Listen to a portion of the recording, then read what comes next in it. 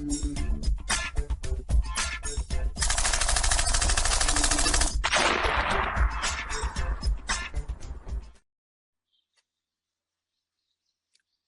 and welcome, everybody. I am the Restless Kaiser, and I'm here with Mike. We should have asked this before the show. Is it Tunez? Tunez? It's Tunez. You can pronounce it however you want. Tunez. Okay. How did I do? Tunez? You did good. Yeah, it's like Nunez but with a T instead of Okay. an N. So, From Firelock Games. We're going to talk a little bit about the Firelock's family of games, the kind of stable, because you've got a lot of product now. Yeah, we do. And then we're going to drill down a little bit more deeply into the new Port Royal Kickstarter, which I'm really excited about.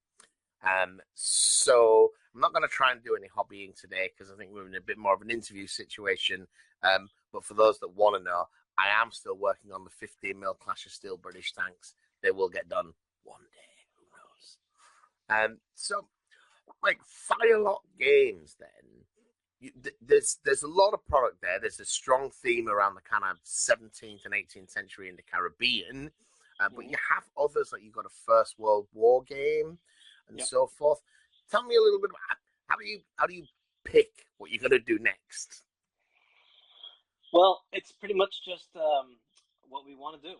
Whatever we're interested in, or typically the game's based on, because most of the games are based on Blood and Plunder and the mechanics of that game, and they're just kind of like getting those because people really like the mechanics of Blood and Plunder, so they'll get the mechanics of that game and they'll like transpose it into something else, and they'll tweak it and modify it, add a little bit of their own flavor to it, and obviously make changes that are appropriate. As you can probably imagine, the jump between 17th and 18th century colonial conflict and the First World War is pretty significant. So, certain things are still true. Like nobody likes getting shot at, for example. So those types of things still hold their weight. But there are some mechanical changes to illustrate the differences too. But typically somebody will come to us, and definitely, I'm thinking about it. All so far of the games we've published, there's a local HMGS con in Orlando called Huracan and Recon. HMGS South, basically, they run two different cons, and that's kind of like our Florida historicals community, and everyone. So different people there have kind of approached me. So it started with Rufus and Kai, who were kind of like, they were pretty fundamental to Blood and Plunder as on its first expansion. They did the World War I game. Eric Hansen, who did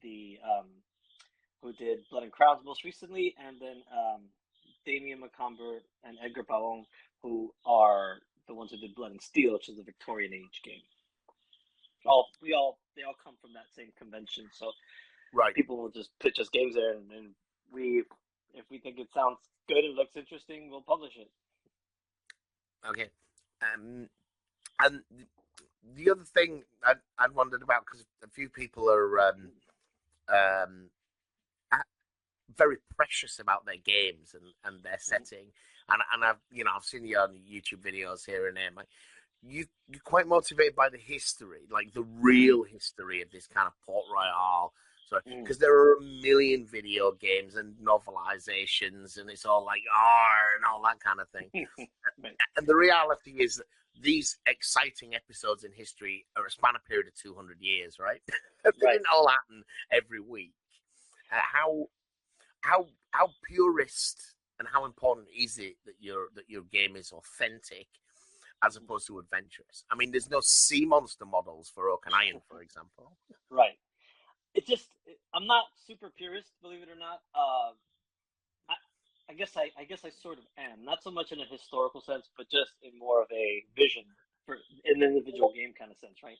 For example, Blood and Plunder, there's just so much.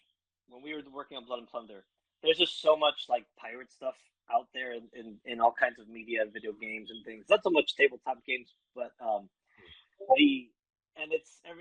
it's kind of like the whole Pirates of the Caribbean sort of vibe in general, right? Or best case scenario would be something like Treasure Island, which is a little more down to earth and grounded. But most people are most media stuff tends to go in that Pirates of the Caribbean direction, right?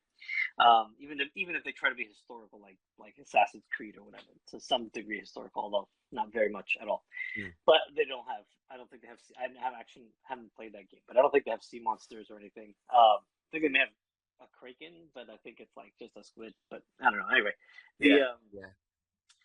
But so contrast that to like Port Royal, right? So Port Royal is we are kind of telling sort of the story of something that really happened, but we're a little more loose with the history on this one. This one gives people a little bit more of the Hollywood, but more in the Treasure Island kind of Hollywood vibe, right? So because it's there was records of privateers looting and raiding, like not raiding so much, but looting the island and stuff. But there's no really record of them like fighting over the goods.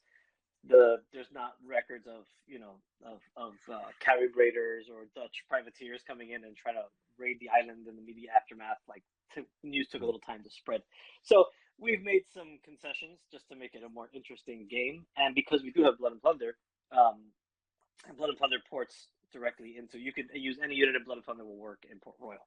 So since we have Blood and Plunder, which is very pure on the historical side, we do, even though even in that, obviously we're going to take some liberties. We just don't have that much records and information, so we have to kind of improvise and make do where we can. But it's always done with research in mind. So I think that answers your question, hopefully. Well, so I was wondering. So we're already creeping into Port Royal. So I suppose some things.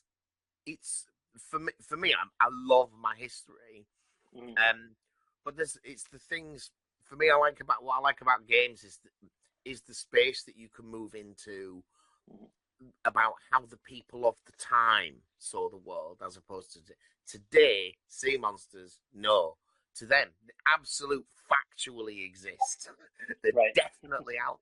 They 100% believe that they can be A, struck down by a lightning bolt by God, B, eaten by a sea monster, and C, cursed by some Carib shaman. They totally believe those things. So in their context, all of those things are perfectly credible. Right, that's true. Yeah. And so I kind of like being able to game in that space. So I know there wasn't in Port Royal, but are we going to see in Blood and Plunder? But are we going to see some kind of Caribbean magic? Are we going to see religious leaders? Religious leaders is already a thing in the game, yeah. So that's you do have some, especially for the Spanish, who have having more leaning on that. Some of the Native American groups, but not in that sort of sense where we bring the myth to life in that way. There is another game that we are in the process of developing that does kind of lean more in that direction. It's a little bit more of a classic fantasy setting, but almost like but with very much the Blood and Plunder DNA built in. Right, sounds like a Sinbad to me. So would I be looking at the right kind of lines? No, not there will be some like Sinbad sort of stuff in there, but it's kind of more like if you just mix kind of just classic fantasy with what Blood and Plunder is now, is better. Right. Oh, right. Yeah. But something in the middle, not so like early modern, a little more Renaissance, but with touches of the early modern and a little more of the medievals, because it's it is a fantasy setting, so it's kind of all over the place. Yeah. All right. Okay. Showing your historian credentials by using a term like early modern, though. I like it. And I've read some good books. I know this phrase. Okay. So Blood and Plunder, you had a big release. I think it was last year, wasn't it? The new 2-player box set. Yes, came out last year. Last year. Last year. With the massive box, weighs half a ton because there's 2 ships in there, as well as a whole bunch of guys, and a big plastic release came alongside that. And so I'm assuming with Port Royal, as we're going to go and get some pictures up in a minute. These are the same figures that came out with that release, right? Yeah. But, so, go ahead, sorry.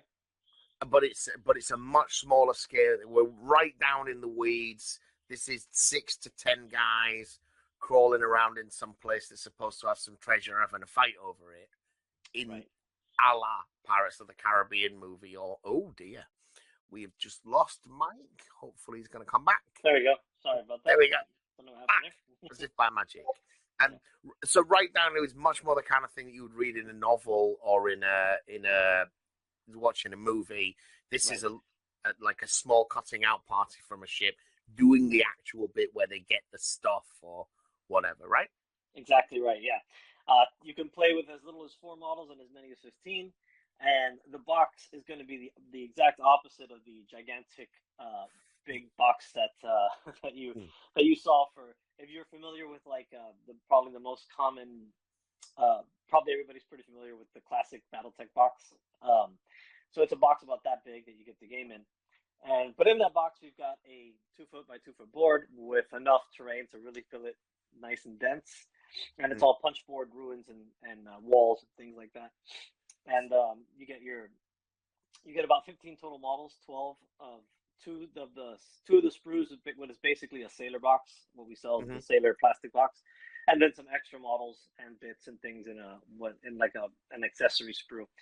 And that was the same sprue we did from, it was like our bonus items from the Kickstarter called the Box of Plunder. So we used that because it's actually just perfect for the game. So yeah. And so anyone who got that Blood and Plunder set and so forth, they get this and they're ready to go. Correct. Yeah. So if you've got Blood and Plunder minis, you can just buy the rule book. It's probably a good idea to get the punch board and things. We have a tier in our Kickstarter. I believe it's I forget the name of it. I'll tell you right now. I have this up just in case, then you would forget these things. I always forget all these details. The basic tier, I think. Yes, basic tier. That's the one. So the basic tier gives you the punch board, it gives you the ruins, and it gives you the rule book. But the actual box is still, even if you've got stuff, because when you've built stuff for Blood and Plunder, it'll work. Don't get me wrong, it's the same minis. But Port Royal is much more customizable on the individual minis, and that's why we chose the sprues that we did for this to put in the starter, because you could really customize the way each model's armed significantly, and it matters how you arm them. Unlike Blood and Plunder, where it's kind of like a hand weapon is just a hand weapon, and then there's like pistols and muskets, and it's not as in depth. Right. So if you got broadsword, cutlass, or axe, it is going to matter in Port Royal. So you basically have a rapier, a sword, or an axe, right? And then you have other like a knife, daggers, things. So those types of weapons. Boarding pike. Yeah. So we have lances and pikes and all kinds of bows and arrows for the natives and the maroons, and so you still get a good variety of weapons, and you'll get grenades and blunderbusses and things like that. And there's also unique weapons. So there's like rare items that you can actually find while you're playing through a campaign that are like odd things like volley guns, duckfoot pistols. You could find Morgan's sword, which will give you like a legendary kind of commander status if you find that. Right. So things like that. So. Yeah, and that's where I was talking about, like, the game's a bit more historical. It's like having Henry Morgan's sword is going to matter, but from a inspiration point of view, it's not actually magic. Right, exactly. Yeah, but it shows you're a great sea captain or whatever. Yeah. Okay, we'll just have a quick catch up with the chat before we move on and have a look at some pictures. I'm expecting to have my timbers well and truly shivered. Well, I think this Port Royal is mostly ashore, right? These are cutting out parties. Yeah, so the game, we technically have rules already done to play it with ships, but we just didn't really have the time to play test it fully, and it really didn't fit the setting that we were launching in. So we decided it's the perfect material to use for an expansion. So the first expansion we have planned for the game it's already pretty much almost fully developed, aside from the campaign differences, and it's basically just playing it moves you up to the if you're familiar with the show Black Sails, for example, or if you've played the Assassin's Creed game, it's basically you play a pirate crew out of Nassau, and you're just starting out, and then you go out and you're trying to raid as much as you can before you were inevitably killed or captured by the Navy. So that one's designed to play solo and co-op, but you can play head to head as well.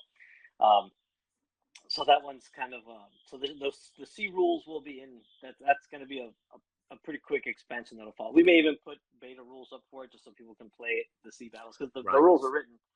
So and it's not just like go play Blood and Plunder. Then there's a different version of a naval combat. Right. Yeah, it's more scaled down. You can't really play. You could technically play it on any size ship, but it wouldn't really make a lot of sense. But unless you could just to play on the ship, so you could do that currently. Mm-hmm. You just had we have our big massive galleon model. You could literally play a whole game of Port Royal just on top of that model. So.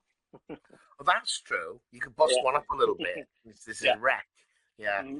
Yeah, I'm with Subs. We do love a Kraken, sir. We do love a Kraken. And of course, we've not yet referenced Muppets Treasure Island. I'm hoping we're going to get to that, Mike, as we. Our pirates sounds like fun. I mean, yeah, that I guess that's definitely the thing, right? Isn't it? It's part of the appeal.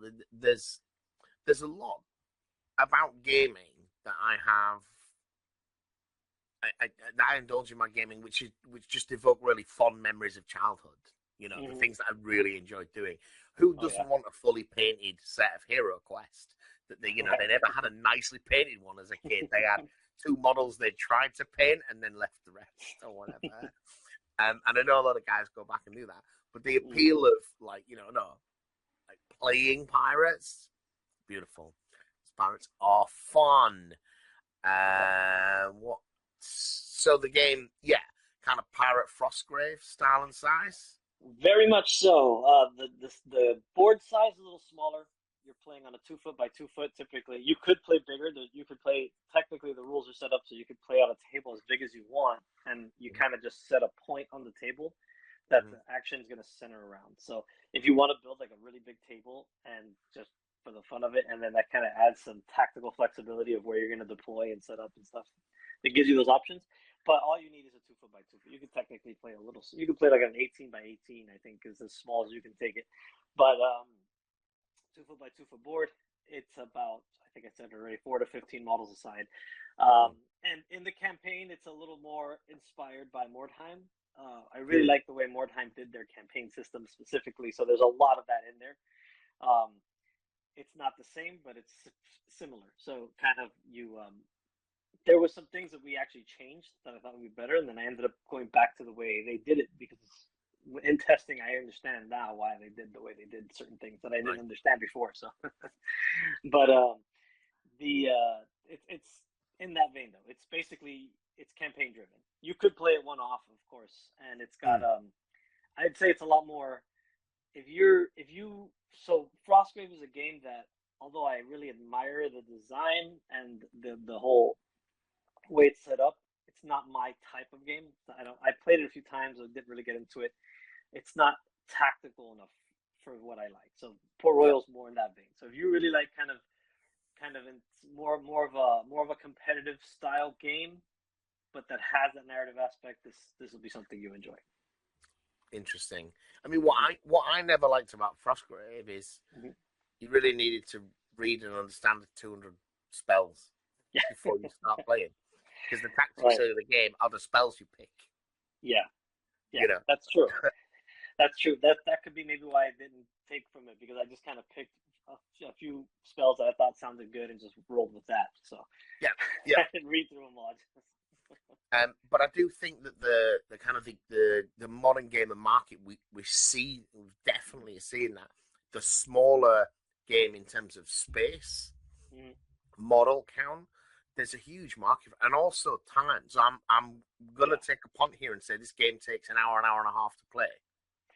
Less typically, yeah. You can if you play quickly, like once you know the rules, it's typically less than an hour. 30 to 45 minutes is probably pretty average. When we play test internally, it's rare a game hits the hour mark, but usually it never really goes less than 30 minutes. We have had a couple 20-minute games where it's typically because my dice will just roll only ones and twos. but that happens. You could technically lose the game in turn 2, but it's not common. Well, that was going to come to one of my questions actually. Subs is saying that this is ticking a lot of boxes. Definitely the sort of older I get, the more time poor I am. Like game low model count, take an hour to play, maybe 2 hours with setup and put down and so forth, but still give me that tactical nuance. A Mantic's Dead Zone, Kill Team, a whole bunch. There's space. I'm working on a World War II game myself that's played on a 3x3 with 54mm miniatures. Because cool. I think there's more space for that. I mean, we're all, trapped under a lead mountain, right? Or they got the plastic crack addiction. Call it your particular flavor of miniatures. We all have so much more we want to do than we ever get to. And however poor you are, you still manage to shell out for more than you're ever going to pay. So somehow, yes. Somehow, yeah. Much to the chagrin of our wives and children. Right. Well, that's exactly. This game is designed. So we've had. Well, first of all, I really enjoy small scale, just kind of fast paced games that'll give you a good. There's a great game called. Great game called Relic Blade, and it's a fantasy little skirmish game. And it's really fun. And games like that, I've become. There's another one called Bushido. There's a few that are pretty popular, and they that are just a lot of fun. And none of those games was quite the way I would do it. So I said I would love to have Blood and Plunder in this setting. So, and I just think it's so appealing to a lot of people. A lot of people who are maybe interested in war gaming, but maybe afraid to take the plunge because it's kind of the barrier of entry and everything. It's great for something like that. Yeah. Well, so wargaming adjacent is a really interesting one. What I liked about Oak and Iron, and I have at times waxed lyrical about it, is just how much it has. And Blood and Plunder has got similar things. How much it's like all the best modern games is you're not just recreating something that could have been done in the 80s. It's not a table of weapons and some modifiers and a chart, or 10. You've got cards that you've got mixed initiative. You've got additional abilities, a hand of cards that allow you to get in, have some agency, but without the loss of speed. This is where, like, Warhammer is a total disaster of a game system. It's got all the granularity you could ever possibly imagine, but you spend all your life in the rulebook trying to work out how these things interact. And on the other guy's turn, you just sit there for 45 minutes while you get blasted off the table. Whereas the things like cards really bring agency to that. So those mechanics kind of similar mechanics that we've seen in Blood and Plunder and Oak and Iron, are they in Port Royal? Yes. So the whole design concept,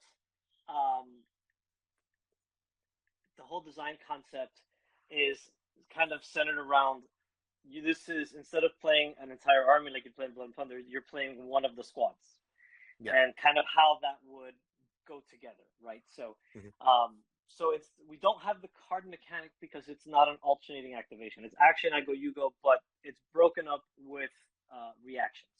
So anytime you activate a character, I could react with one of my characters. I could see it once during your activation. You're typically going to get 2 actions. You could get 3, but you're going to kind of spend your resources to do so. And sometimes you'll get 1 if your model's fatigued. So a lot of the same concepts that are in Blood and Plunder, they are present. They just play out a little differently. So the mechanics are similar, but not exactly the same. It's a different like turn structure, for example. But the way you resolve actions in combat is mostly the same. The only difference is that the combat resolution is opposed. Instead of like I roll an attack and then you roll save, you kind of do them together, and then you cancel hits out because. I am morally opposed to rolling a single die for attacks. So I need to at least 2 or 3 dice have to be rolling. So we set it up so it's a system where you each roll 3 dice, and every save you roll blocks one of my hits essentially, and then any hits left over, I can try to roll to wound you. Right. So Right. there's It's more dice, it's more fun. right, exactly, yeah, and then it doesn't feel good to roll one die. So, but that's Yeah. Especially at Frostgrave, you mentioned that's you roll a d20. It's like that is a very swingy system. yes, that's part of what, and I think some of the newer ones use like 2d10, which I like infinitely better. I haven't tried those yet, but I think that might change my whole experience with the game. But Yeah, which I get the 1d20. It's kind of got that connection to D&D that a lot of people will relate with. It's not. I don't dislike it. It's just not for me necessarily. So yeah, yeah. Okay. Now you said I go, you go. Do you mean it's like I move a model, you move a model, or I no, have my so entire squad? you're gonna move your entire force now. So, Oh. but again, that reaction system kind of interrupts that. So you're not ever just going to sit there and just wait for your opponent to finish. When you once you complete an action, so you're typically going to get 2 actions, right? So you can move, shoot, reload, shoot, rally, shoot, whatever, move twice, whatever you want to do, right? But once you've completed an action, again, if any of my models can see you, I can roll. I could take an experience test with that model, and which is typically I need to think to pass. Plus, you'll have some options to get rerolls and things. So then I can take an action on my own. So there's a lot of back and forth, and that's unlimited on my end. So I can move the same model. I can activate the same model. If you have 10 models and my model can see all your models, I can activate that model 10 times, right? Potentially. Now there's you probably won't. You'll probably miss a few of those reactions, but there's a lot of nuance in setting that up, so you can kind of set yourself up so that you can get those reactions that can actually help you. So you can do like it lets you do things like set up ambushes and traps and things where you can kind of, it's very chess like in the back and forth nature and how you're kind of got to think a few moves ahead, think about where you could go and how that can set up. So it's not the typical I go you go where it's just you're sitting there twiddling your thumbs waiting for your opponent to finish killing you so you can try to do something. You are active in your opponent's turn.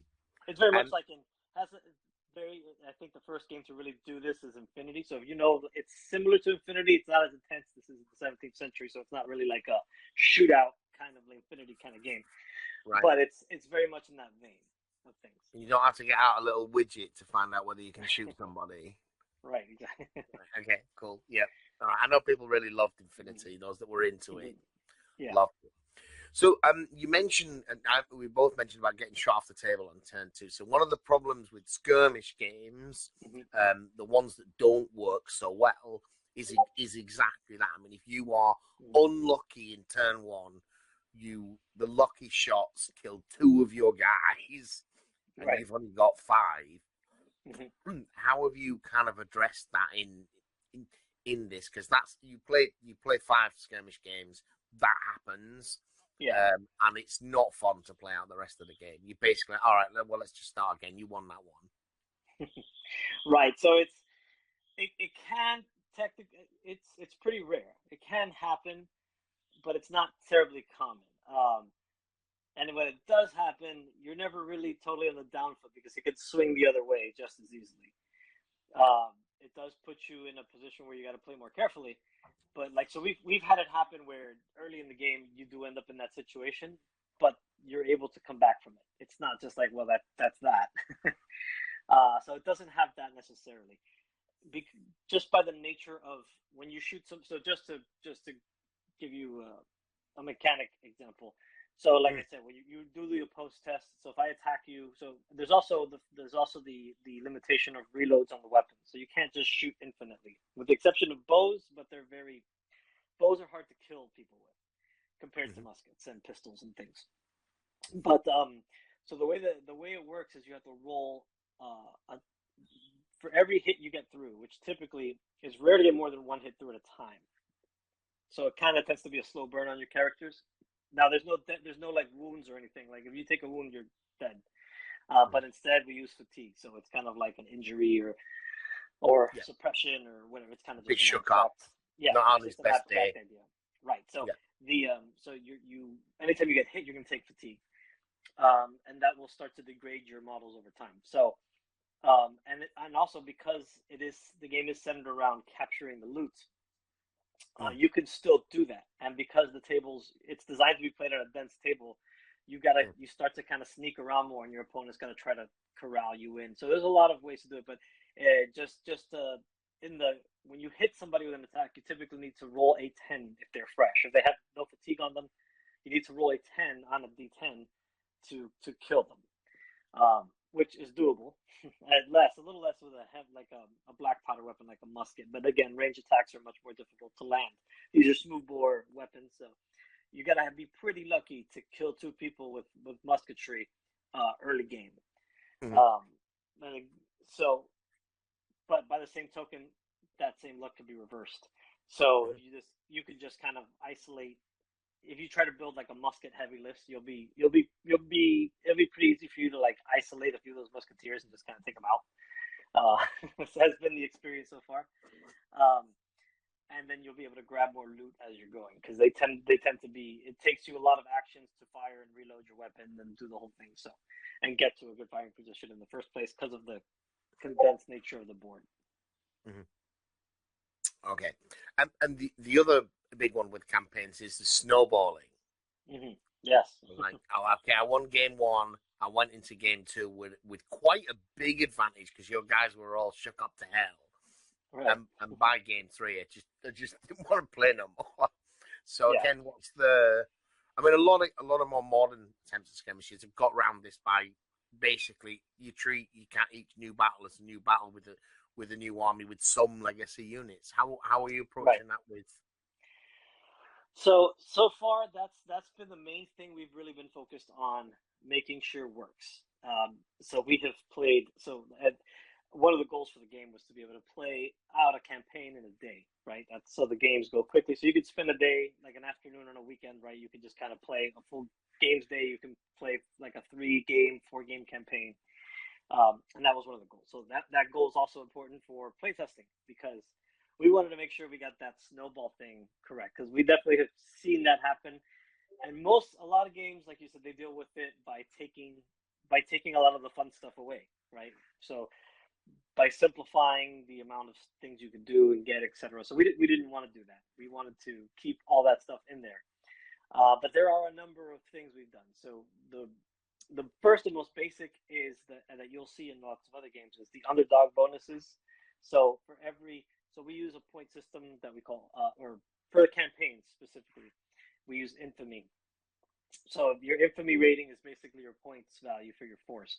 If your infamy rating um, is 5 higher than your opponent's, you get, so at the start of each turn you get a pool of what's called fortune points.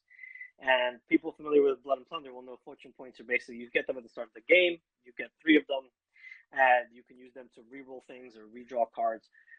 We expanded that a lot for this game because the fortune points kind of replace the hand of cards and the fortune points all in one bit. So at the start of each turn, you get 6, and you can use these to do rerolls of your dice. You can use them to get extra actions on your models, and you can use them to bid on initiative in order to have a better chance of going first. So they're very valuable resources, and they will go a long way. So for every 5-point difference between your force and your opponent's force, you get an extra one of these points.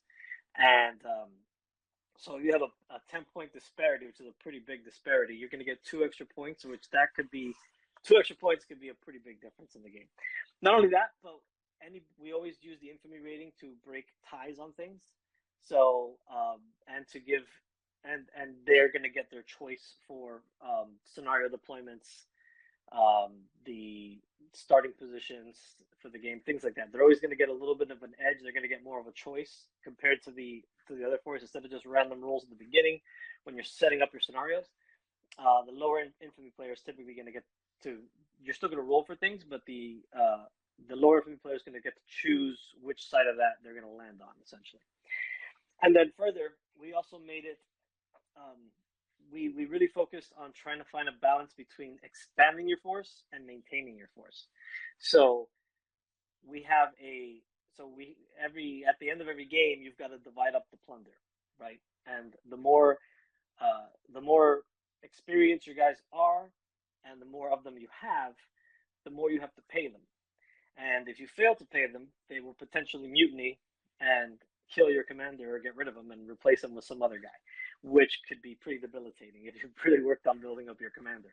Not something you can't come back from, but the whole idea was, the whole design concept for the campaigns was to make it so that if you're winning, you are almost at a bit of a disadvantage, so that it's difficult to maintain your lead.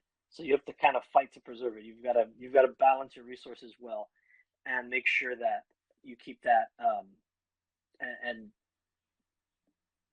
basically try to. There's some strategy and some tactics involved in maintaining a lead. It's not just, hey, I blew you out of the water first game, and we're gonna go from there. We did have, out of, I can't even tell you how many games, probably over 100 games in a campaign setting. We only really had one instance where a player basically in the first game lost almost their whole warband. they had to start from scratch. So that could technically happen, but it's pretty rare.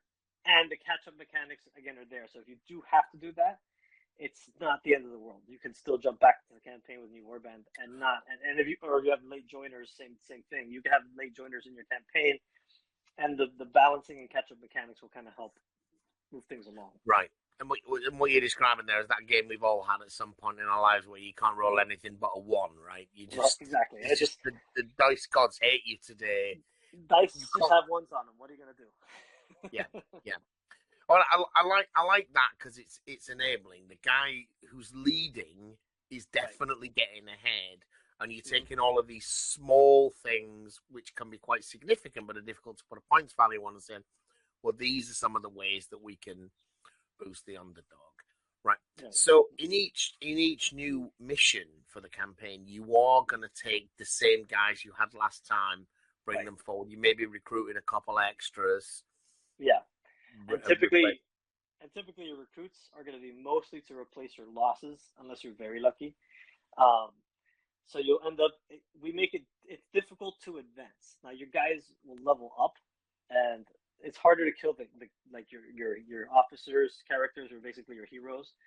They're harder to kill, but they get injuries and things, and then you kind of want they become, again, it's a balancing act there with them. And then your crew models, they're in groups, so they level up as groups, and then so you'll lose some of those guys typically, but you're not losing their experience necessarily. So as you lose and gain there, they tend to improve. So you will get more weapons, you will get more crew, you will get guys who level up and gain experience, and then those guys will die, and then you'll get new groups and things. So it's what you just described. So it's a bit like sort of Mortal Gods and Test of Honor. You have character models, and then you have little groups of the sort of rank and file guys.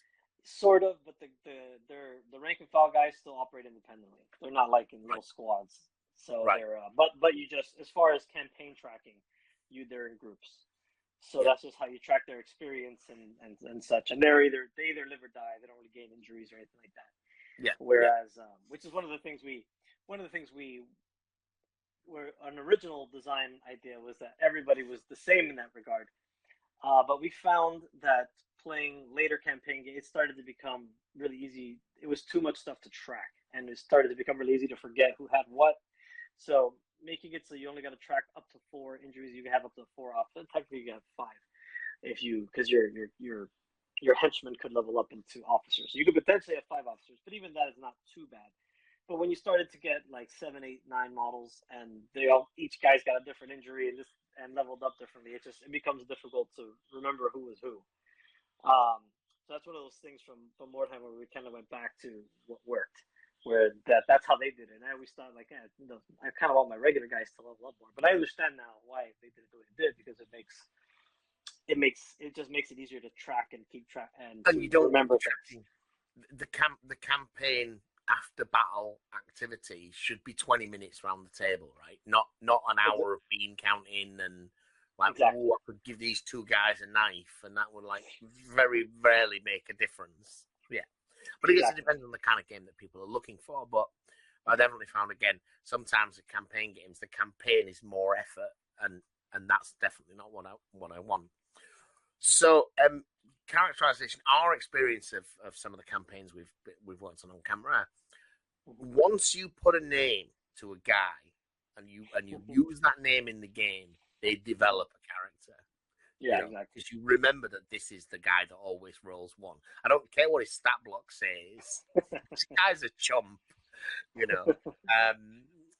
that's probably that kind of confirmation bias stuff. You're looking for the failures or whatever.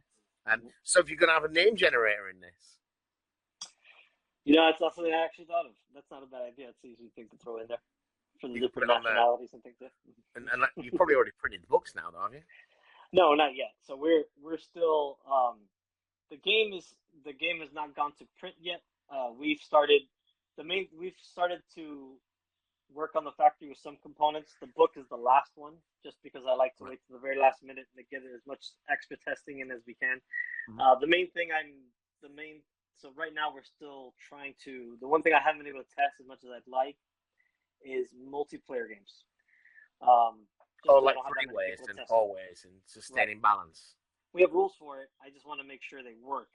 So thankfully we've got some playtesters in our group who have been able to test that a bit, and I've got some games scheduled for that. So that should be the book is pretty much going to be wrapping up as the campaign wraps up. So in the next week or two, that's going to go to the final edit and then go to print sometime in mid-July. So we're not terribly behind. And one of the great things about a project like this, the reason we decided to not do a bunch of new sprues and things, is we really wanted to get this game out quickly. And there's, having new sprues would have been cool, but it really wouldn't have added a whole lot to the game. Our sprues are really customizable. You can really change them a lot. Yeah. And so not having to go through that whole process and just being able to use the sprues we already have, and then it's just a matter of working on the print materials, it just makes the whole process so much easier. So we still totally expect to have this game out this year. So this should be in people's hands sometime in the late fall, early winter. So that's the objective. Very good, very good. Should we have? I'll just quickly check with the chat, and then we'll have a look at some pictures. Guy number 3 was Glamour Smash favorite. Yeah, and that's kind of the thing, right? It's just once that becomes the guy with the name, I think. You get to know the models in your warband. They have a story that grows real life. Absolutely. And campaigns make skirmish games so much more fun. I couldn't agree more. That kind of investment in it, in the characters, in the warband, and the knowing that you need to be able to fight tomorrow changes the way you play. It certainly changes you. You can't fight to the death. You can't fight to the bitter end, because then you lose the campaign. Unless you're to get out, like right? Me. I do it all the time, and I always regret it. Yeah. We played, and there's a couple of references to it because it's the one that we've spent the most time on. Warlords SPQR, which, by the way, is a terrible game system, but we've had an amazing campaign because we're playing, ancient Romans, and they're all called Bigus Dickus and Erectus Longus and all that kind of stuff.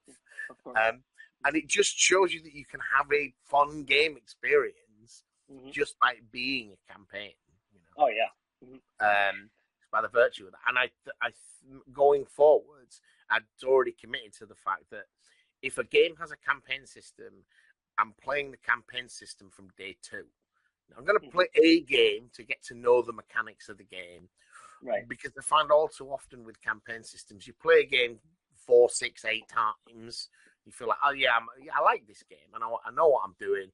Maybe we'll talk about a campaign. By that point, a lot of the guys are like looking at other things now. Once you've played 10 games of anything in a year, you're probably looking for something else, and you just never get to the campaign, or you start it and people start dropping off. Certainly my advice to anyone with if they're even remotely interested in a campaign system, start the second game you play is the start of your campaign. Otherwise you won't get to it and you won't finish it and all those things. Yeah, good advice. All right, I am going to just quickly check. So we are looking at these pictures. They're from Dropbox, which means the pictures are all different sizes. So when they come up, I might do a bit of resizing. as we work our way through. So, Mike, what do we look at? That looks like a fine government man there. What are we looking at? Yeah, so this is one of the example war bands. It's in the book there. So this is a Forces of the Crown war band, so, or company as we call them in the game.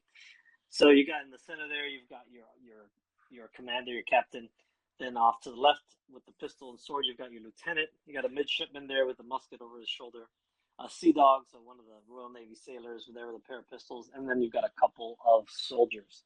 There's some other options in that faction as well that aren't represented here, but this is a pretty average kind of this war band. Looking at how this is like a good starting war band right here. This is what you can expect to start with.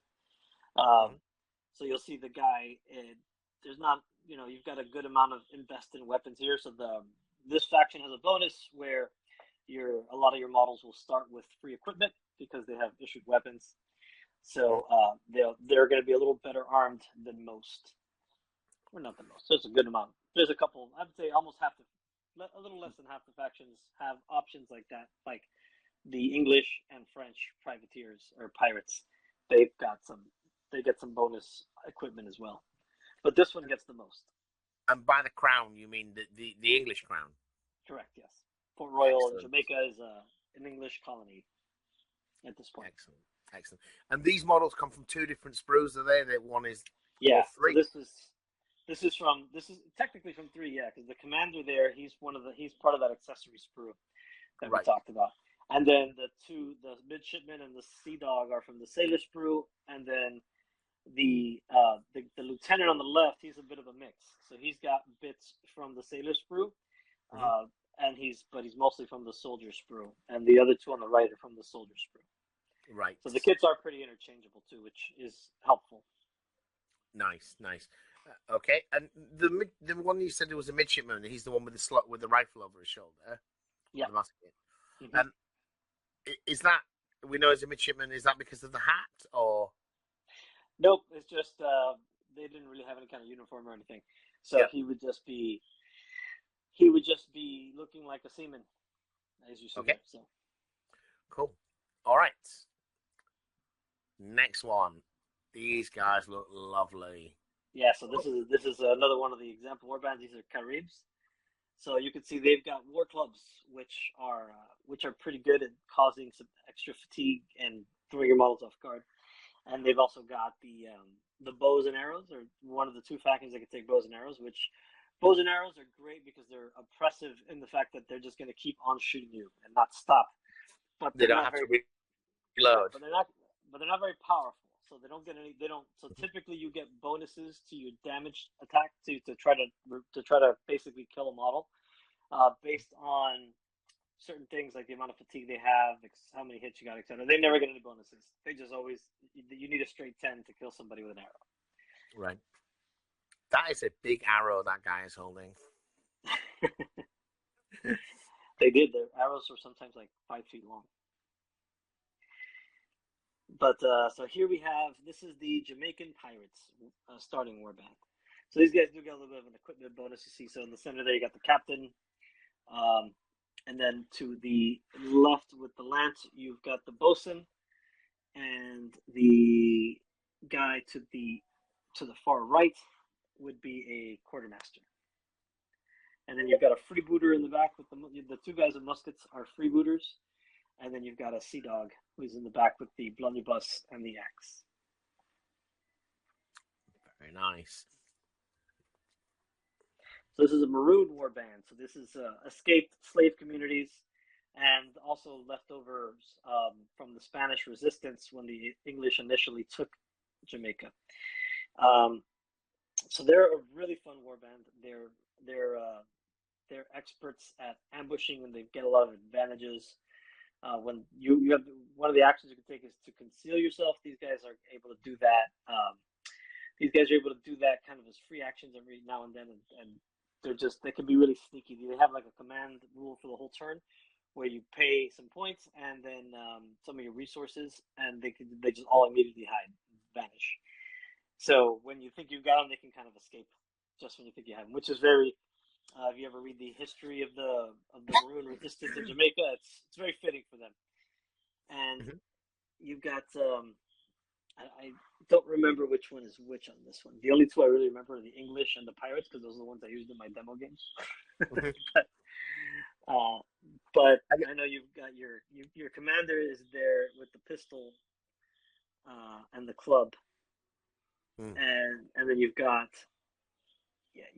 they what's cool about them is they can have a pretty good mix of weapons. They've got a little bit of the native stuff, and they can take Mm-hmm. all of the good stuff that all the other Europeans could take, as Yep. they've stolen all their stuff. Right. And are these made from the? I'm just wondering, is this the same sprue as we had with the Carib? Yes, it's the But same ones, and you get the different head options, so you can run them as yeah, Africans or as yeah, Native Americans. And the militia sprue also has African heads, so you could do like a bit of a mix of right. European clothing and the Mm. loincloth and all that. So there's Because some variety that you can do with those. Yeah. these guys are pretty muscular, aren't they? Looking at the models, Yeah. they're quite a different body shape to the sailors. Yeah. Well, they're running around in the Blue Mountains in Jamaica, so get to fit. So this warband is I believe this one is meant to be it's meant to be another English pirates warband. Yeah. This one's a little bit of a smaller start. This one you start with a 5 instead of 6, but as you can see, everyone's pretty well equipped. You've got a guy in the center there. He's got an axe. He's got a blunderbuss. He's got a few grenades. You got your captain there with a pistol, sword. So they're a little bit more. Now, another option, I think the way we built this one, another option is you can actually spend your points early on to buy experience for your model. So you could actually start them in a game with experience and potentially Right, you got improving a their stats veteran. from the jump. Yeah. So I believe that's what we has been done here. Right. If I remember right, anyway. So here we have a Spanish warband. So this is made up of our resin models. So these are not. So if you have an existing Blood and Plunder collection and you're playing Spanish, this is an example of a warband you could take with your existing model. So these all come in all these models come in the Spanish army box. So you got your captain in the middle there, and you've got a couple of corsairs with the muskets, and you've got some the lanceros that are there are taking the place of they are taking the place of marineros, who are like they're sailors, as well as another one with a pistol there. So some of the more different weapon options there with a couple lances and pistols and muskets and things. And they've got much more of a 17th century look, haven't they? With the buff coats? They do, yes, and that would have been and that wouldn't have been terribly uncommon for the Spanish in this period, as they Mm-hmm. were typically pretty behind.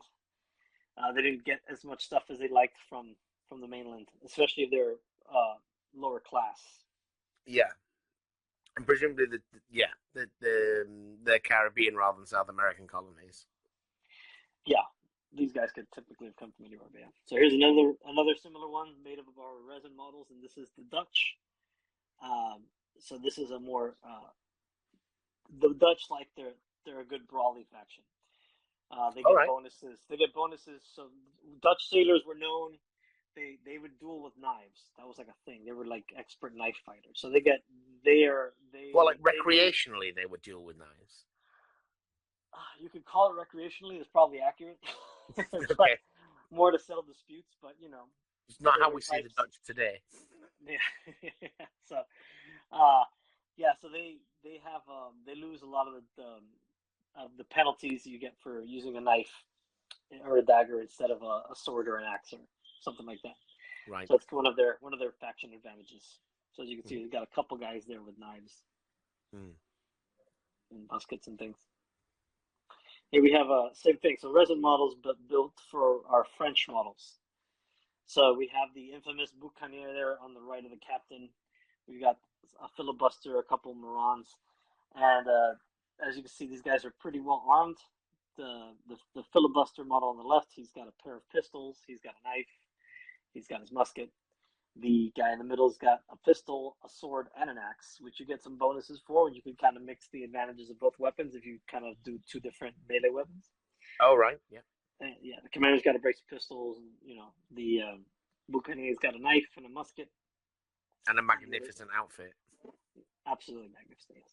So they got this faction gets a few bonus weapons off the jump as their personal weapons, so that you're going to be able to, if you like, if you want to play shooty, this is the faction to go with. Right. To go French. I couldn't bring myself to do it, sir, but it's good to know that option is out there. Yeah, so here we just got some game scenes. So this is a demo table built for us by Dexter Hyde of the Plunder Den channel. So you definitely check him out. He makes pretty incredible terrain and does some cool battle reports and stuff, and some tutorials and things.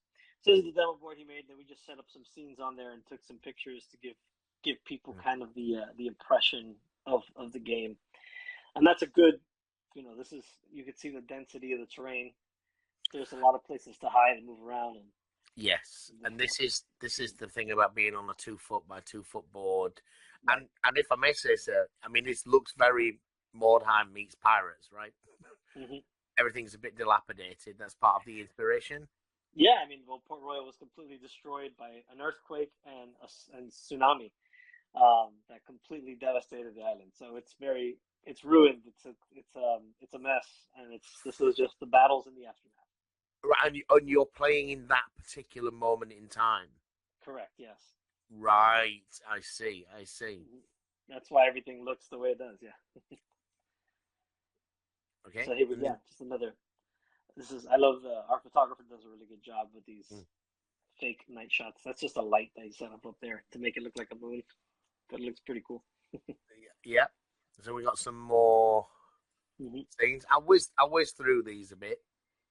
Because I guess from these photos, are the rest of the photos there scenes?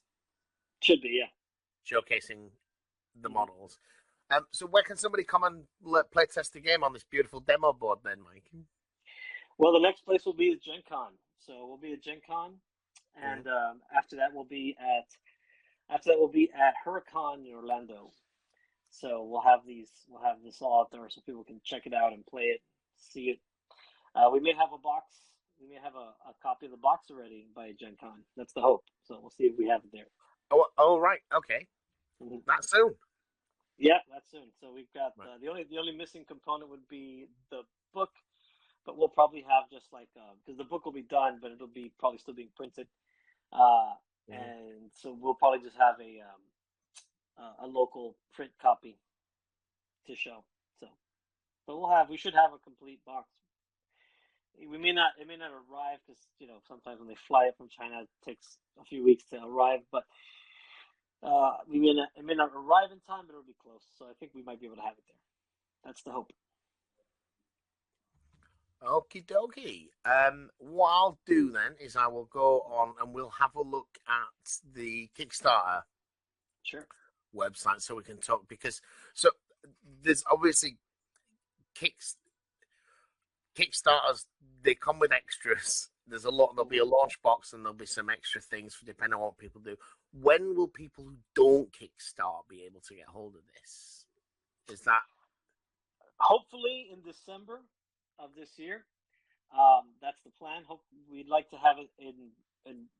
We're going to be able to fulfill it really quickly. So one of the advantages of fulfilling it ourselves is that we're good at it.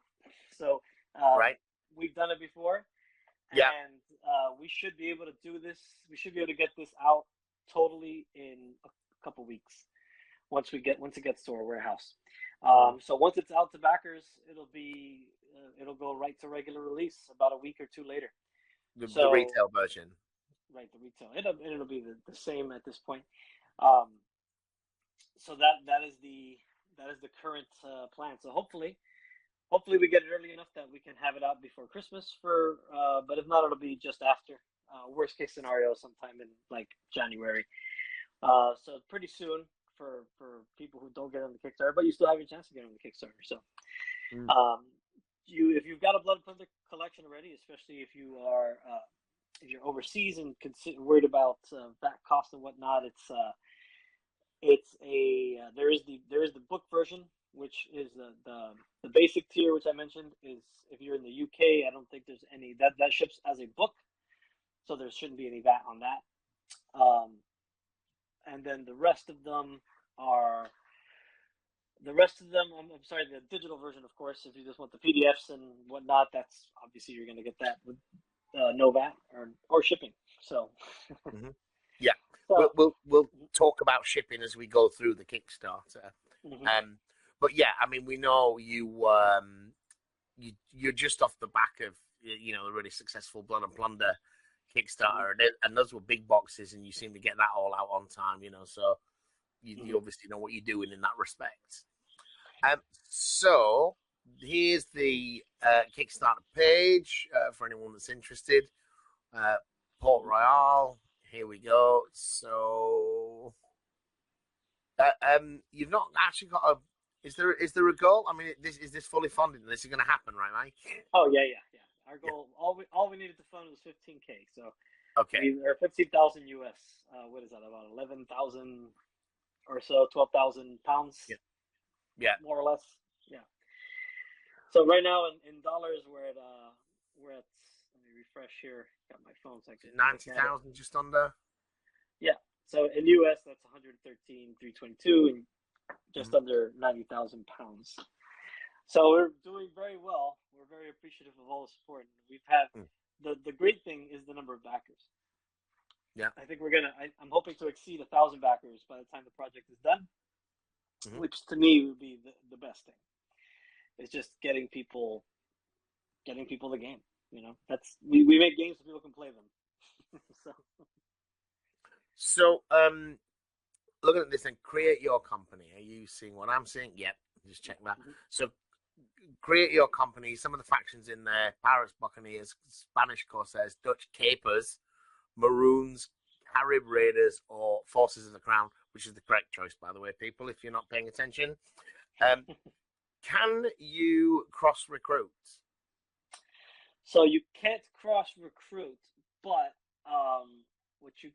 the only sort of exception to that is there's an exploration phase after each game. That is optional because it's hazardous. So you're typically going to get something good, but you can also get something bad. You can get like attacked by wild animals or ambushed by a much larger group, things of that nature. So, but you can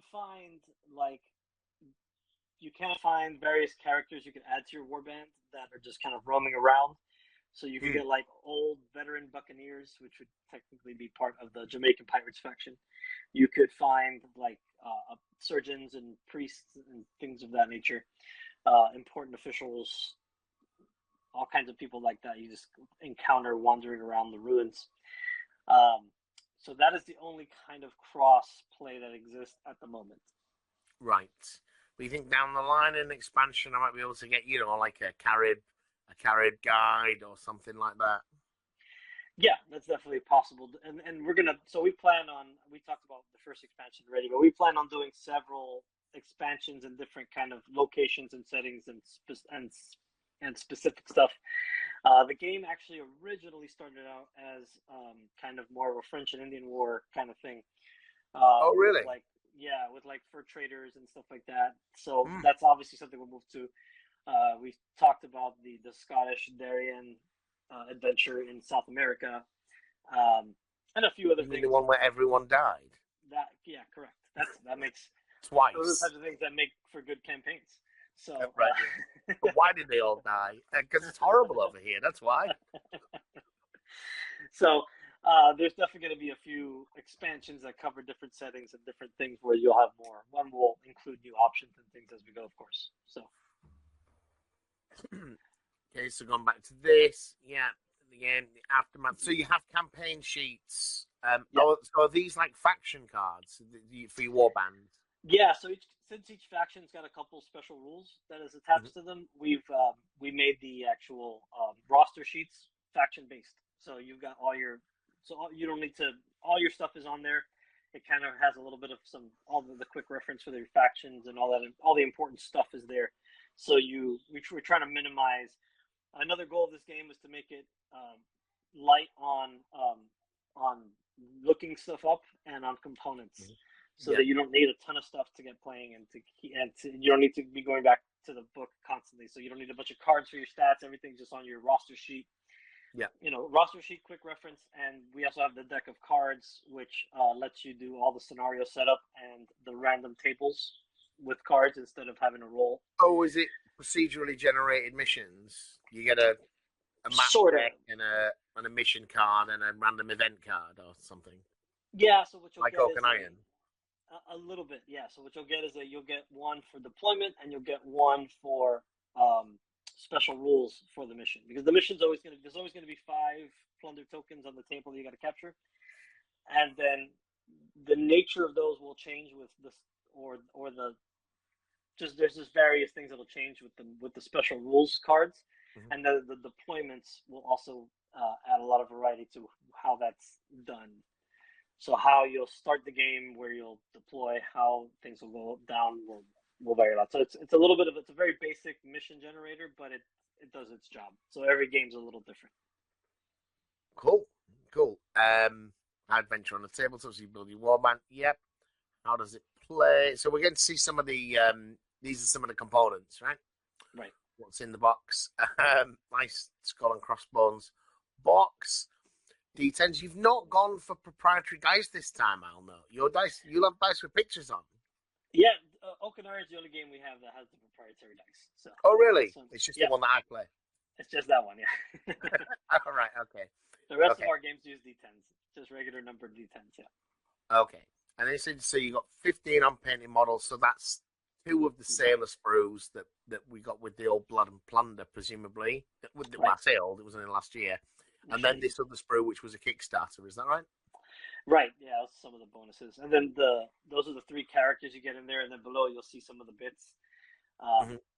So these are, just because of the way that we had modeled those, you don't get quite, so I think you get 1 barrel and 1 chest, but, just to give you an idea of what's there. Yeah. That's not an exact representation, but it's close. Okay.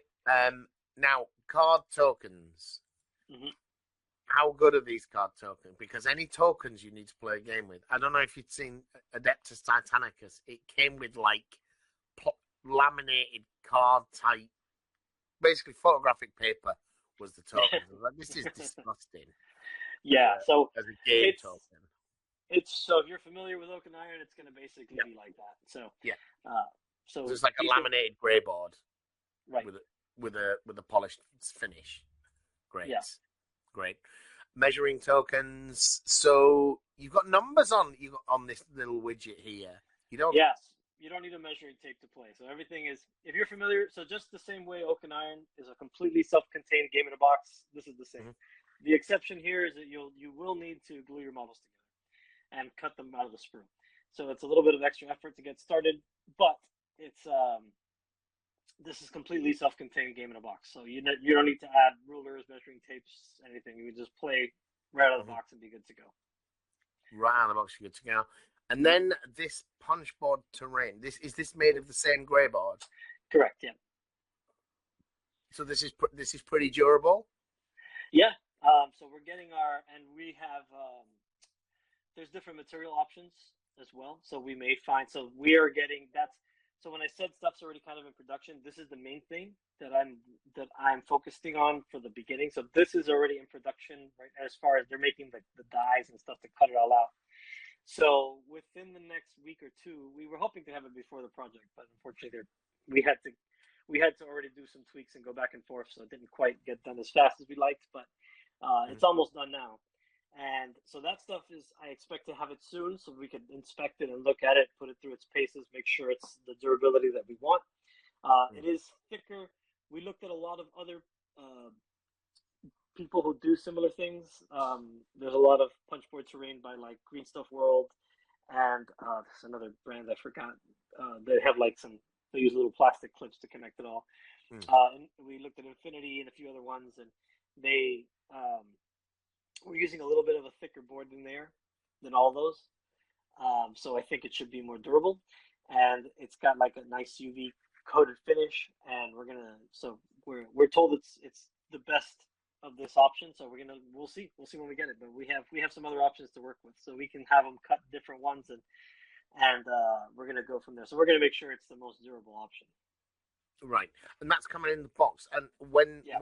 after launch, are we going to be able to see this kind of stuff in resin on your store, or? Probably not, just by the nature of we have part of the Kickstarter project. We do have STL files, so people who have printers or know people who have printers will be able to print out some plastic 3D printed versions of the terrain. But we don't really have the resources or the tools to really make these ruins and things in resin. Our model ship production for Blood and Plunder kind of eats up all of our resin time. We had some terrain line before, but it was just it was hard to manage at the same time as our There's a ships lot are of very popular, warehousing and thankfully. Yeah, issues. Yeah. yeah, and then those buildings also came out a little thin, and some they were easily warped, so we just kind of stopped doing them. But people did like them, but and they could be fixed easily. But it's just by the nature of it, we're probably just going to avoid that. So we have the STL files that people can Mm-hmm. use to print, which is a popular thing these days, and then the punch board. And plus, you could always hobby and make your own. The Plunder Den YouTube channel I know has already been working. When he built that board for us, he recorded the whole process and did a bunch of tutorials based on what he did. Right. So Right. still Yeah. old-fashioned thing. But if you're new to gaming and you don't have terrain, or you're worried about having appropriate terrain, you've got it in the box and it works.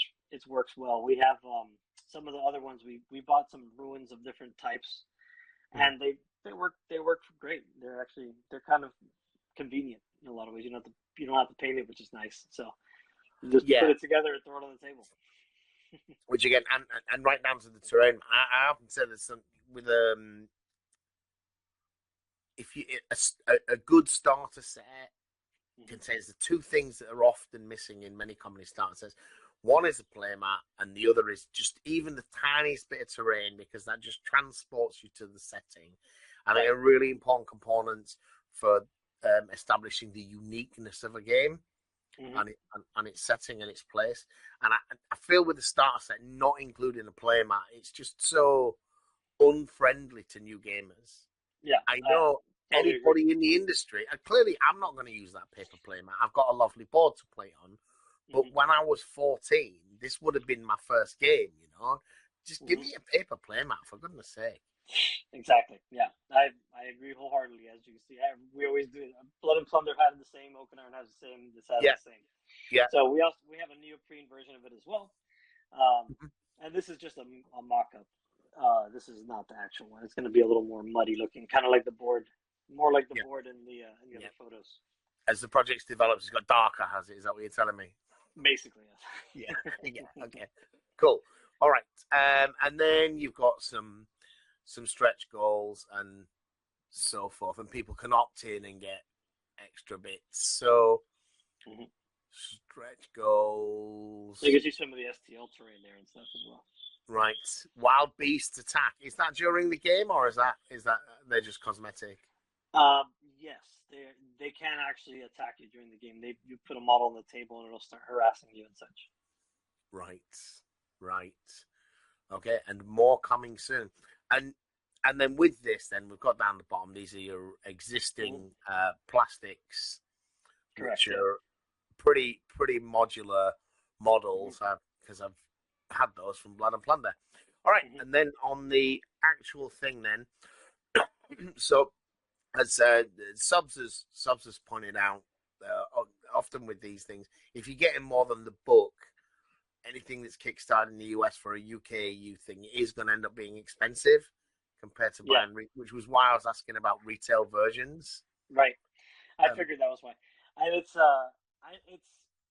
a necessary evil for us at this point. We've just had such a bad time in our previous projects getting stuff to the UK in an affordable way, and in a way that we've just had nothing but problems, unfortunately, in the past. And everything we fulfilled from our end we've had no issues. Because it's the problem, and I don't want to bash the companies who do these things, but the reality is that the people, for the most part, they just don't care about your project. You're just another widget coming through, and they've got 10, 20 projects they're doing at once, and they make mistakes, and they're not paying attention, and they'll delay your stuff to put a bigger. We're not a huge company. We're not going to be a big priority for them. You know, we're not. What did you say? You're talking about 1,000 units. So what are that? Maybe 200 in the UK out of that 1,000? A few hundred exactly. Yeah. So we've just had not just us directly, but you know, our customers is like the last project we did. I'm not gonna put the company on blast here, but you know, they had tons of customer service issues, and their customer service was like 2 weeks delayed. So if you sent them an email, you wouldn't even hear from them for 2 weeks, and then people would email us, and then they would tell us the same thing. Yeah, and it's just a frustrating. And that all comes back to you, right? You have no control over it. You do actually care about your customers, and there isn't a damn thing you can do about it. I get it, and it's always stressful. Yeah, it's super stressful and frustrating, and I just want to fly over there and get into a fist fight with people, and that's just not helpful for anybody. So yeah. And so we decided. I mean, we did this with a previous project, our Blood and Crowns Kickstarter. We fulfilled it completely in house. We did it. We did the whole thing in less than 10 days. Everybody got their stuff. We did the international shipping. In the UK, we do charge. We do have in the UK and in Canada, we do have the option to put all the fees and everything up front, and it does give a little bit of a discount since we bulk it. So it is. I wouldn't call it UK friendly, but it's UK more. It's more accessible if you're in the UK or Canada, just because of that. So you won't have to pay anything up front. It's just going to come right to your door, and you know, like anything else. So that's all handled on the back end. But we have been looking for better options, but we just really haven't found anything that we feel comfortable with yet. And so we're going to do it in a way that we know is going to work, and we know that the retail's on the other side of this too. So you know, we work with War Cradle, who distributes over there. We have some game stores like Gaming Figures, and a few others. So it's going to be available after the fact as well.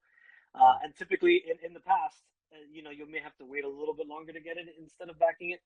But in the past, like for example, we finished the Blood and Plunder Kickstarter that we just did with the plastics. We had it all delivered to U.S. customers by the end of December of 2022. Our fulfillment company did not finish shipping until I want to say like August 2023, more or less. Yeah. So that's no good. You're better off. I mean, you're better off just waiting for retail, but you know, and if you've got a collection already, like we said, you've got the book option, you've got the PDF option. You know, it'll tide you over in the meantime. And Blood and Plunder product is readily available in the UK right now. So. Most of the big companies, you know, your Goblin Games and your Element and Firestorm, and they'll stock Blood and Plunder.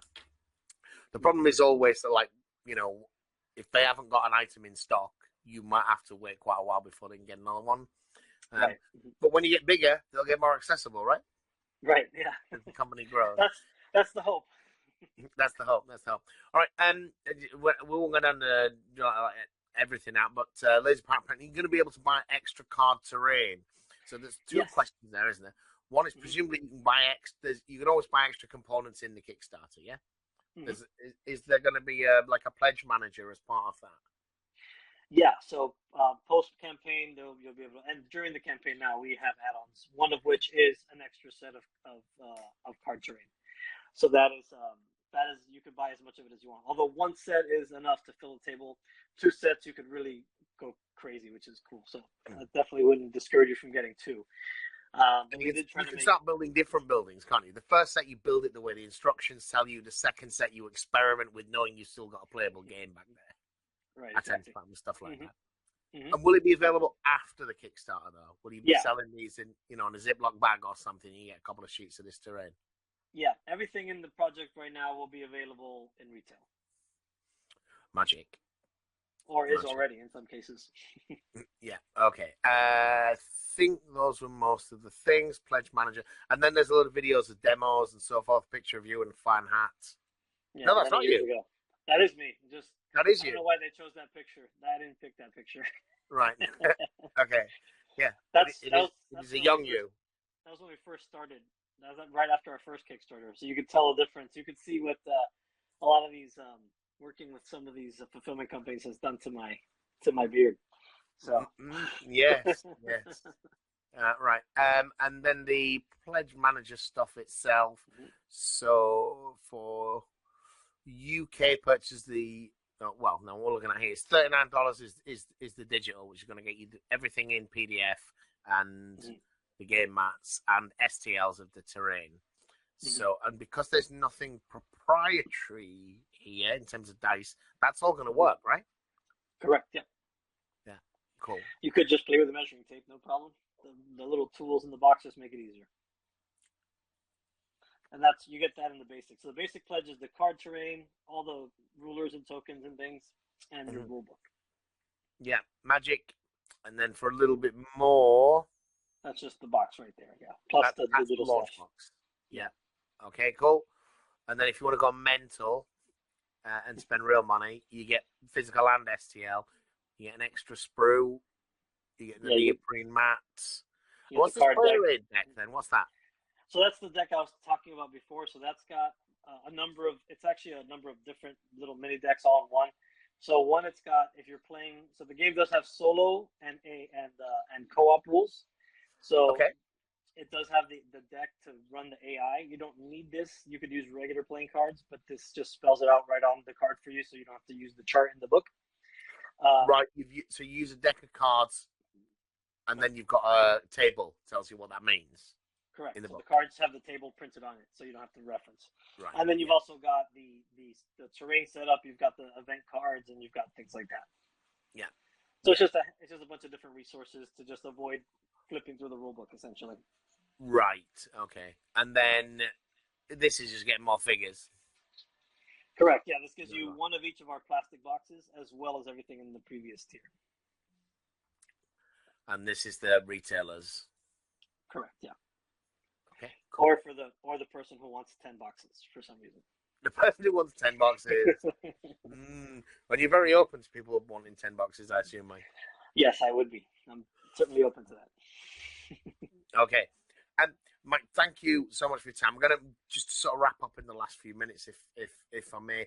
You've already referenced expansions. I think I've had my fingers burnt with Kickstarters. Probably everybody has. And one of the ways you get your fingers burnt with Kickstarters is that the game is dead on launch, because every possible idea they had, they've built into 3 expansions. You get the box of stuff the size of a washing machine turns up at your house, and nobody wants to play it. There's issues with the rules because it's not going to be addressed in expansions because they've already exhausted the appetite for the game before it's even been released, because it's released 2 years after I pledged all that money. You're not operating that model here. You said you're already working on expansions. They're going to be released separately. This is fully available retail very shortly afterwards, which is really reassuring. So tell us about some of the thinking around those expansions. Are we going to be seeing the thunder of cannon? Are we going to be seeing masts fall and all that? You will. So the very first expansion will focus on sea battles. Again, particularly in Nassau in the Bahamas, you're playing a pirate crew out of the infamous Providence Islands, or New Providence. And so again, if you're familiar with the show Black Sails, that's basically the setting. And the idea is you have a small crew. You're running out with a canoe or a longboat, or if you're lucky, a small bark or something. And and you're going from there, and you're going out to start raiding and capturing sloops and merchant ships, and there's going to be an AI that drives it, or you can play with a game master or play head to head. However, you can play a pirate war kind of thing where you're just all playing as each other. But narrative wise, it's kind of more you're just attacking fat merchant ships essentially, right? So, and then the idea is you're going to roll on a table to determine what sort of encounter you're going to have. So you spot a sail. So if you've played Sid Meier's Pirates, which is a pretty popular video game, you've got to be old to have played that game, Mike. Well, they had a newer version in 2002 or something. Oh, right, okay. Yeah. but but even if not, if you're older and you play the original, uh, same it's kind of running on that sort of system, where you're going out, you sail, and then you find there's no map or anything. It's just you kind of go out. You're like, okay, I'm gonna play a game. So you roll and see what kind of ship you encounter, and so then you could end up. That's gonna determine, like, you make some choices, and that's gonna determine how you end up engaged, right? So you can kind of play it cautious, but there's a good chance the ship gets away, Mm-hmm. and eventually, if you do that too much, your crew will mutiny and kick you out, and that's the end of your campaign. Or if you get too aggressive, you can end up right on top of a Navy ship, and now it's a good chance you're just going to be decimated, and you just got to try to get away if you can. And that's kind of the idea. The idea is to just kind of play and try to see how successful you could be before you're eventually either mutinied or captured and killed, which is the story of pretty much every pirate ever. So that's kind of the idea, is to kind of go through that storyline and retell that. So this, what you just described though, there is a genuine game expansion, right? There's a new setting and a new way to play, Correct. Which is, it's another mission generator. But you mentioned solo play. You mentioned there's an AI deck. I mean, have you got a video out there of someone using that system? I mean, a lot of games will tell you that there is a solo version of it. The reality is they're often pants, aren't they? So we don't, but it is based on the one that we have for Blood and Plunder, which has been pretty well received. And I do believe there are. I think Dexter Hyde, if I remember properly, has some videos using. I don't know if he's using it explicitly, but it's been pretty well received, and you could go and read it for yourself and see what it looks. It's on our website. If you go to the download section under Blood and Plunder, there's a solitaire rules. Oh, right. That's there, right, and that's very similar to what you're going to get in this expansion you're working on. It's essentially identical. It just alters some things, and obviously it kind of fills in. It adds a little bit with the reactions and whatnot. But it's based around that, because that worked really well. And people were happy with it. It's a pretty robust AI. It does have some surprises and some things that can kind of catch you off guard. So it does give you a little bit of a challenge to play against. All right, so that's expansion 2, which you said you're already working on. So in expansion 3, am I going to get voodoo and lizard men and all the good stuff? So that's technically a separate game, but that is a thing coming. Yeah. All right. Okay. Cool. That is a thing. And as a fan, is there anything else that you're working on? Because you seem to be running a lot of sort of product lines at the moment. What's the future for Oak and Iron? My favorite game that you've made. Yeah. So I've kind of hinted at it a few places. I told you before we started, but so Oak and Iron, we are running out of the original run, and for a while I have been working on some tweaks to the rules just to streamline it a bit. There's a second edition. I won't pick the same initiative cards every game anymore. I'll have to reread them and make new choices. The initiative cards will be mostly the same. Some of them slight tweaks, but for the most part, the most changes are in the rules. But we're releasing a new box with the second edition. It's essentially the same box. It'll have some new stuff in it, but mostly, and we'll make the second edition rules available for free, just like we've always done with every update. So you don't have to run out and go. If you already have Oak and Iron, you don't have to go run out and buy a new box. But if you are thinking about getting into Oak and Iron, that is something that is coming. So we have currently the biggest. If you're familiar with Oak and Iron, as I know you are, there's two big changes to the rules. One of which is kind of seamanship actions and crew actions just kind of get integrated into one group. So can you still do them both though? So you get two actions now instead of one. Right. So that's right. How that works. So because some of them you reload and some of you're now kind of smoothing that out and you get two with this type of action. Yeah, so I've done like a million Oak and Iron demos at this point, and that's always kind of one of the places where things kind of get jammed up for people. Yes. It's a little bit too many steps in the process. So now it's kind of just you move your ship and you can take two actions. Some of the actions are specific as to when you can take them. So, for example, if you want to speed up before you move with the seamanship, what would have been a seamanship action before, if you've already moved, then you can't take that action because it's impossible. So stuff like that. But for the most part, that has gone a long way in everybody that I've demoed it to some people, and that seems to clear up that little bit of confusion. It's probably one of the more complex bits of the game. Once you know it, it's easy. It's just knowing the process. I think it's difficult for your first 3 games. Yeah. Is the reality of it, but I approve of the change. Right. Yeah. Good. I'm glad. And then the other one is that close combat. So your boarding actions are moved into a separate phase. So it's a final phase after shooting, and it's simultaneous. Because some of the initiative swings on especially certain faction builds like the Dutch and stuff, they could be a little overpowering, and it can kind of be a sort of thing where if they get you and they have initiative, you're in trouble. So there was some swinginess there with that kind of thing. So we moved it to its own phase. It's simultaneous now, so you're gonna both kind of give it at the same time, and that's that. Right, nice. As Mirror Series reminded me of one of the other questions I wanted to ask earlier, is when you do some more figures, because you are in that kind of pirate, not quite pirate fantasy, but certainly hitting that zeitgeist. Are we going to get a sprue of lady pirates? A whole sprue? I'm not sure, but we currently have we have a pack. We have a current blister pack in the resin minis called the Boucaniere, who were like the wives of the Boucanier, and they're kind of like French made kind of looking models, but they have muskets. We do have a sprue for a female character in part of the Kickstarter, and that's customizable, so you can do a few ladies with that. So between that sprue and that pack, you do have a few options. Yeah, because unlike in armies, there are a handful of stories there. There are some, women pirates out there. It'd be good to see. But you've got some on. So is that on the which sprue was that on? Was that on the extra sprue?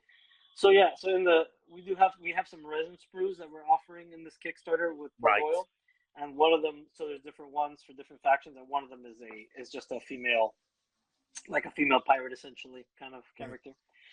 We also do have two. We have Anne Bonny and Mary Read in our legendary pirate sprue, or our sprue kit for that one. So we have 2 other lady pirates there as well. Cool. And the other one, because I remember I had the same conversation with the guy from Dead Man's Hand, Stuart, about that, is one of the things about plastic, because of the desire for the modularity of the plastic sprues, is pretty much everyone has the same body shape. You never get a fat guy on a plastic sprue or the short guy, So I'm like 5'4" on a good day with my shoes on. So, can we get a little bit more variety of body shape? So we've done some stuff like that. We've got some usually in our resin kits, unfortunately, not in our plastic. Yeah, no, you often get them in the monopause stuff. Right. Yeah. I think it's just the nature of the material. Got only so many bodies to work with. Yeah. And then you're kind of adding heads and arms and bits. It kind of adds that one body stands out a little more in those cases. But it's good feedback. I'll definitely keep that in mind next time we do a sprue set. Okay, no, but that's just for me. If there's, I think like a lot of people, I mean, the premium product is the plastic, it's the modularity, the ease of construction. But you do once you've got a few of them, and these are all pretty much exactly the same height and all of those kind of things. And often resin models alongside plastic ones, they look different. Yeah, these won't. Ours are pretty consistent across. Yeah. You can look at pictures in there, like there's a mix in all the pictures you saw there of our resin and our plastics, and you won't, once they're put together and painted, you can't really tell them apart if you don't know which one's which. All right. So thankfully it's magic. Thank you for all your time. Oh, sorry. If there's anything else in the pipeline that you're propelling to let us know today. We talked about Oak and Iron. We talked about Blood and Plunder. We talked about Port Royal. Yeah. So this year, so there's a couple of things in the works. So one is so the next project for us on the Kickstarter will be War Stories Pacific. So War Stories is our World War II historical RPG. So which we were very surprised to discover when we decided to develop this game, that there is no role-playing game for a historical Second World War. There's lots of like Cthulhu stuff and things of that nature and zombies and whatnot, but nothing historical. So we went ahead and made that game a couple of years ago. And so we're going to do a Kickstarter now, probably around September, October. Not set in stone yet, but somewhere around then, for a big expansion for that for the Pacific, because right now it's kind of focused on Europe. You could play like Americans or Brits, paratroopers and stuff, or tankers and different things like that. But so it'll be a big Pacific expansion. So that's the next big project. We've got a few other things in the works. So we've got there's if you play Okinawa, you might be familiar with the Timber and Sail blog. So the guy who runs that, Jason Klotz, he's currently working on a set of Wild West rules for us, based on it's a little bit between Blood and Plunder and Port Royal. We've got that. We've got Rufus and Kai, who have done our There's a lot of interest in those games at the moment. I know, like Wiley Games have been doing really well with their Fistful of Lead. Dead Man's Hand have had some fantastic new stuff come out recently with their plastic range. You know, there's obviously a real appetite for cowboys at the moment, which I think everybody thought was a long dead genre. Yeah. It's so this is we're gonna throw our hat in the ring on that one. Right. That one's still, I have not had a chance to really look at it in depth yet, so we'll see where it ends up. But it's something we're gonna do. It's he's been an excellent contributor, and he's got really good ideas. So I know that it's gonna come out really good, and we're gonna work with him on it. Another one is Blood and Bayonets, which is our Blood and Plunder port over to Napoleonics. So it's a Napoleonic, warband, not warband, army skirmish game like Blood and Plunder is. But so, like, to my knowledge, 50 figures would be a big game. Correct. Yeah. 50 figures. It plays a little bigger than Blood and Plunder, so I think 50 figures would probably be more in the average size. But it's it's individual men, so it's not like formations or formations are in the game and such. But they're you could break them up. You can go in different things. So it's got a Sean Bean Sharp feel to it. Yes, definitely, and also it'll have a bit of a Master and Commander feel to it, because we will be including the same ship rules we use for Blood and Plunder. There's no reason not to have that in there. So right, so there'll be a naval kind of theme to it. So you can play just like Blood and Plunder, totally amphibious. You can play land, sea, or in between. So cutting out Hornblower then. Yeah. Oh, there you go. Oh, I love it. Love it. So that's pretty far along. I'm not sure that's. Will there be plastic figures for this? No, so this is a rule book project, so similar to what we do with our other games, where it's just there's plenty of figures out there right now. Yeah, I'm not trying to get into that one. But, okay, cool. There are not plastic Royal Navy cutting out parties. I can promise you that, because if they did, my house would be full of them. That is true, but I think that might change. So I have some insider knowledge, but man, not from us, but it will. I think that's something you'll see. Yeah. But so we've got that, which is pretty exciting. The big thing we're working on internally immediately after Port Royal wraps up completely, which has had a lot of development work done. It's actually pretty far along, but there's other stuff. It's called Blood and Sorcery, which is going to be our first foray into the fantasy settings, right? So it's basically Blood and Plunder, but with lizard men. Mechanically, but with lizard men and elves and orcs and everything else. And it will also maintain the naval rules. So you can play your cutting out actions, and you can play small naval engagements with your fantasy figures. With elves and goblins. Exactly, yeah. And it's a kind of and so it's gonna be we're working, that one is looking like we were originally gonna do this as a rulebook project, but it's looking more and more like that's going to be a full-fledged big project with miniatures and everything, as we've been developing the lore for it and things. So We've just kind of gotten excited about it, and we've got the ability to probably pull it off. So nothing's set in stone yet, but that's looking like the direction. But I think that's going to be really cool. That's something that, to my knowledge, has never really been done before. So, and it'll be a skirmish game. Yeah. So I mean, you've got Man of War, but that was like your Oak and Iron equivalent, wasn't it? Yeah. Exactly. Yeah. So this is more. It's if you know what Blood and Thunder looks like, just it's basically that. So it'll be a big or a big army kind of skirmish, right? So this will be more like along the size of Blood and Thunder. So 50 figures would be a large force. But Blood and Thunder, just like Blood and Thunder, it scales up and down really well. You can play with 15 models, you can play with 100 models, and it works. And so it's I'm really excited about it. We've had a lot of fun working on it, and it's our first foray outside of historicals. And presumably that is going to be will need to be relatively model agnostic, because you can't possibly produce a range of figures to support that. It will be in the way that you can create stat sheets for dwarves, but it will be model agnostic, but we will have some unique factions and things that we'll design miniatures for. Excuse me, but there's a lot of but you will be able to play with your own models. So if you have, I think it would be crazy of us to not try to bring in people who already have collections. So that's the plan. That's the plan, is to make it so that you can come in with our models, you can use your own models, you can do just like we've done with our historical ranges, because lots of people play Blood and Thunder with other figures, which is the worst way to play it, but it's acceptable. But so it'll be just like that. So. And this is called Blood and Sorcery. Blood and Sorcery, yeah. Blood and Sorcery. So if you want to bring some magic into that. Now, I want to go back and just mention this Napoleonic thing. I've been looking for a decent Napoleonic skirmish game for a while. So if you got one that's based on what was it called? Blood and what? Blood and Bayonets. Oh, but it's not out yet.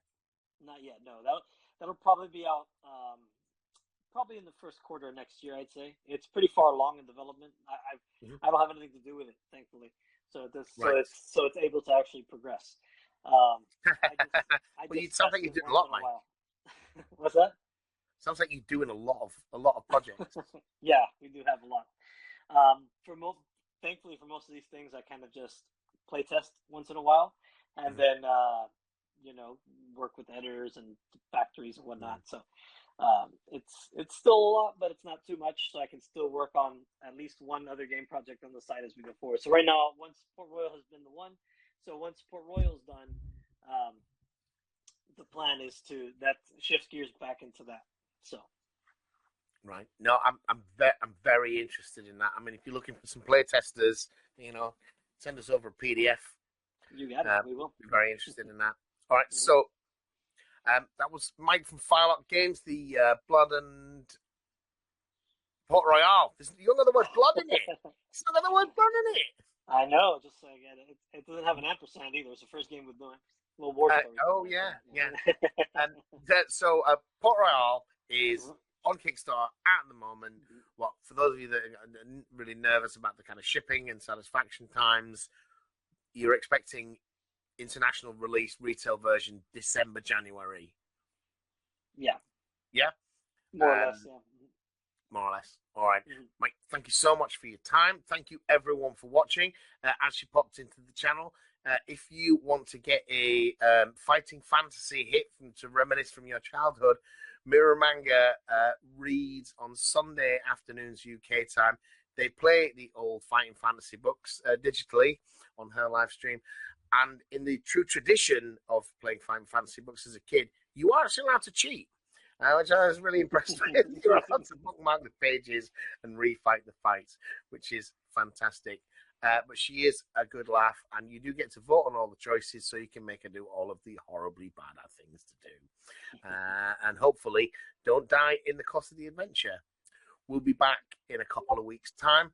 We are at Warlord. We're going to be at Warlord Day in September. For anyone that wants to come along and say hi, we're going to be there. Hoping to learn a lot about the Bolt Action 3 release. But I'm actually up at Battlefront HQ next week with Wooly Mike. Hopefully you get to interview Mr. John Stallard while he's in the UK. find out what's going on with them. So you should be able to hear some news from us on that soon. And other than that, thank you for watching. Bye-bye. Thanks for having me.